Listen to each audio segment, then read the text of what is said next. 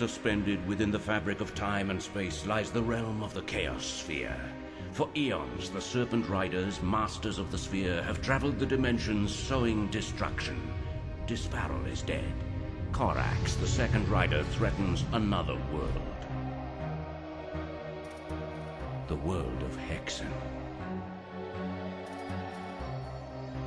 Hexen, a world where magic's legacy has spawned corruption. Three powers rule as one unholy trinity, each led by a single man, the warlord Zedek, High Captain of the Legion, is both judge and jury to all the peoples of Hexen.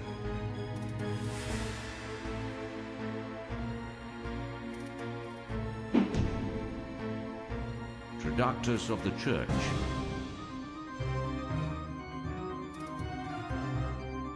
holds their souls in captivity. And Menelkir, the subtle master of the Arcanum, weaves his unholy magic to spread fear and weakness amongst all of their subjects. Restless in an uneasy alliance, these twisted leaders rule a twisted land, crushing absolutely all who would dare to oppose them. Today they will trade their worldly power with Korax for the dark gift of unlife and a mastery of forces more terrible than even their depraved minds could ever imagine.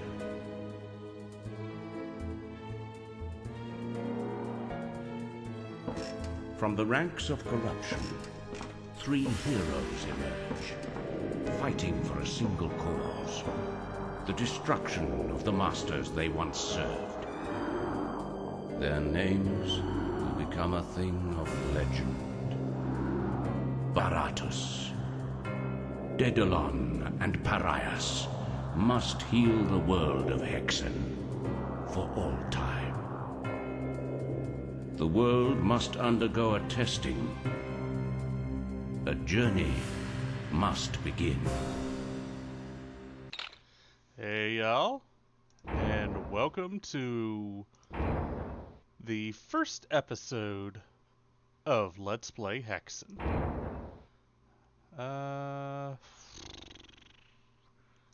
Let's turn up the music, turn down the sound, and actually let's have the sound at 75% and just turn down the master volume, see how that looks.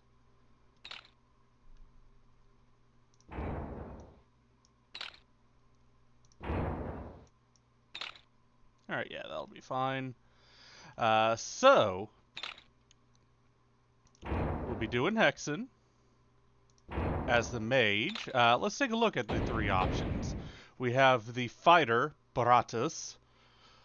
He specializes in melee weapons, has the highest amount of damage starting out and through most of the game. He will kill the enemies quicker, though he does not gain a ranged weapon until his second.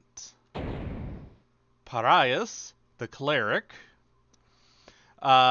his starting weapon's pretty mid, but all of his other weapons are just outrageously good. And Daedalon, the mage, the worst out of the three. Only two of this guy's weapons are even really that useful at all. His second and final weapon are basically worthless. And his first weapon, while does have its uses, is incredibly weak. So we're playing as the mage on ArchMage Difficulty. I am, full disclosure, using GZ Doom, mostly for the mouse look. I will not be utilizing it for the ability to crouch. And time to take a look at Daedalon's abilities. And this is one of the big differences on the PC port as opposed to, say, fuck, what's it called? The PlayStation 1, which I've also played through and beat. That Afrit there, the little ball of fire, is nowhere to be seen in the first area, the Winnowing Halls. So,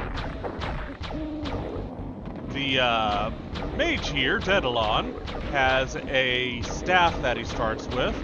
It does extremely low damage, but pierces through enemies. Where's my fucking HUD? Scaling. I know my HUD's on. Yeah, HUD's on. Where is my fucking HUD? Oh, okay, I guess 12 just does not exist in this dojo. Alright. You know what, actually, let's scale the HUD down to that, because I actually do like this bit on the bottom. So we've got some information down here on the bottom. The little bar on the bottom indicates a visual amount of your life. But you can also get a numerical total there on the left. The little blue sigil and the little green sigil indicate mana. We're not going to have to really worry about that until later.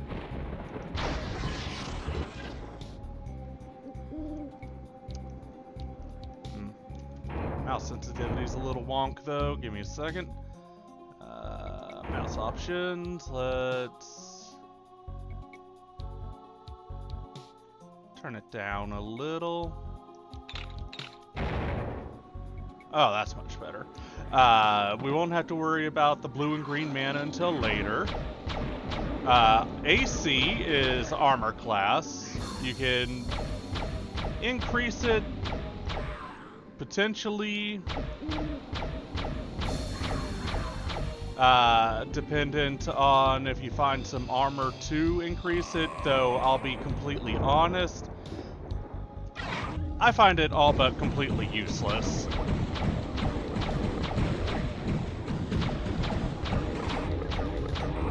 So we picked up our first, technically second item there, the flechette.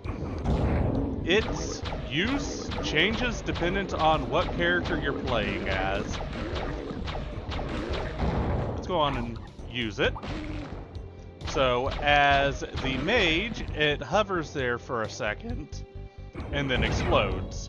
Honestly, out of all of the characters, the mage's flechette is the most useless, in my opinion. We got a quartz flask, which refills 25 hit points, or 25% of your total health. Or max health, I should say. Beautiful, ain't she? Fucking, what am I trying to get at? The quartz flask does not change dependent on which character you're playing as, so you don't have to worry about that. We have the little... Here, I'll take a hit. There we go. Alright, so we've got these little things. Crystal vials, which refill 10 hit points.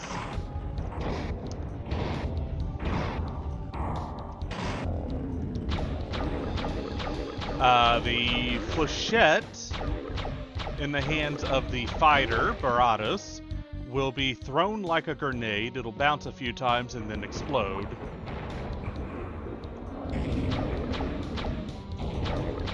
In the hands of Carius, you get the most useful version of the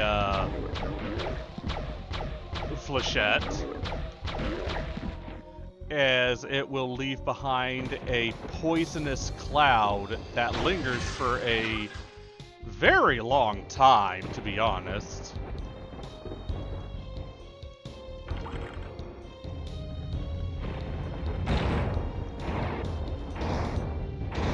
So, this is one of my personal favorite games that exists. I remember I have fond memories of playing this as a kid. back on the PlayStation 1. In fact, I still have my original PS1 copy, though it doesn't work anymore. I have beaten it on the PS1 and PC multiple times, with and without GZ Doom on. I would say if you intend on playing this game, get GZ Doom. Like, fucking just put it on. You can ignore the ability to crouch and all that. You're mainly looking for better mouse look, because while it is possible, Platinum Helmet, to increase armor class, each armor piece will give a varying amount of armor to whoever picks it up, dependent on the class. As the mage, most of the armor will not really give that great AC.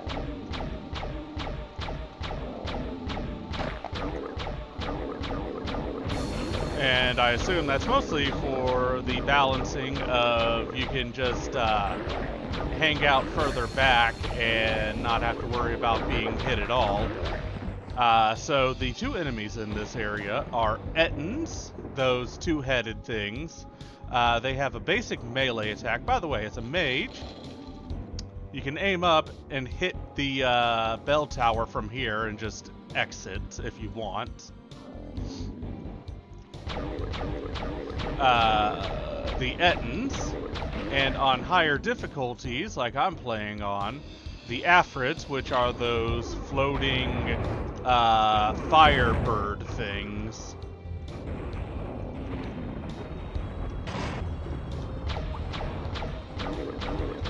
Ettins have a bit of a quirk that they can only hit directly in front of themselves.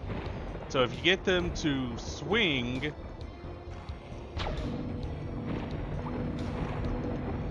and then back away at the last second, it'll make the sound as though it hit you, but you won't actually take any damage.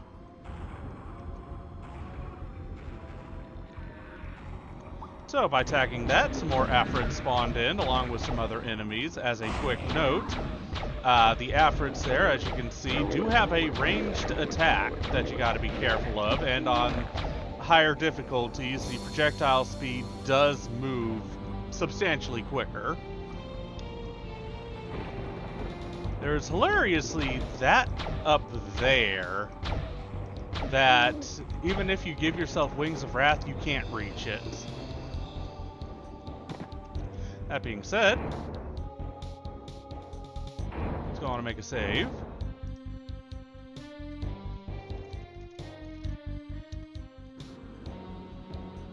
Yep, and... oh, yeah, I forgot I had to... well, no cheats to be able to go up and show you that. Alright, so in clicking that, or hitting that bell tower from the either top or the bottom if you're playing the mage, will lower the gate that was blocking this teleporter, which gets us out. Greetings, mortal. Hi. Are you ready to die? No. But I am playing the hardest difficulty with the worst character, so...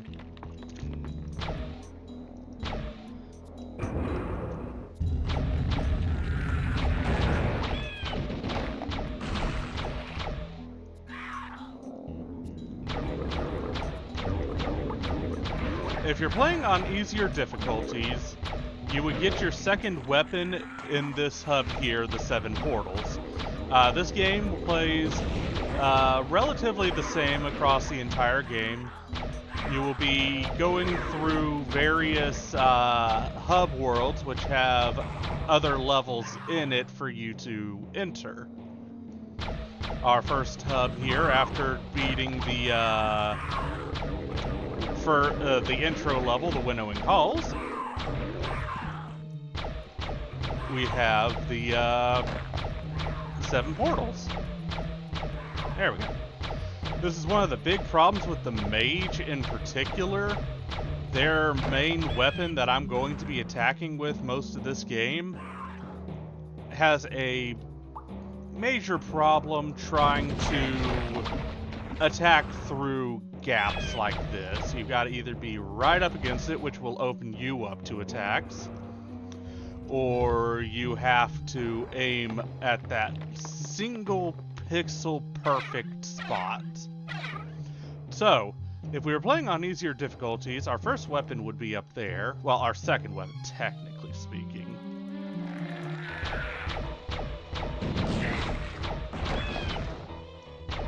But we're not playing on easier difficulties, so we're going to have to wait for our second weapon to come. Okay, there's a switch around here somewhere. Where was that switch?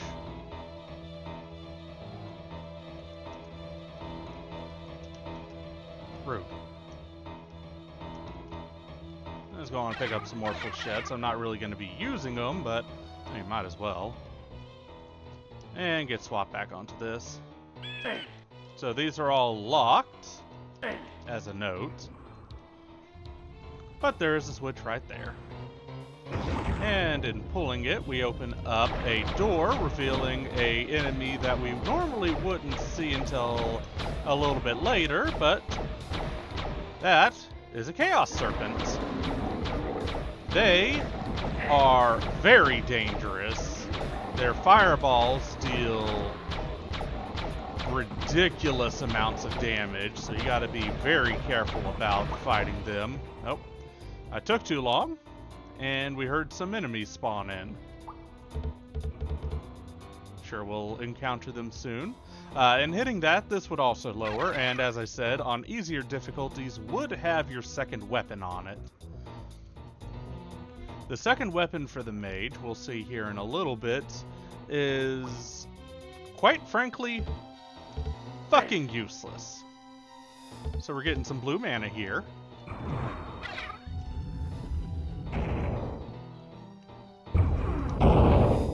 And I'm gonna back up some. Or not. I know you're there. Oh, I thought... it must be on the other side. Yep, more enemies spawn. Let's go on and grab up these. Ping. Bonk. And... yeah.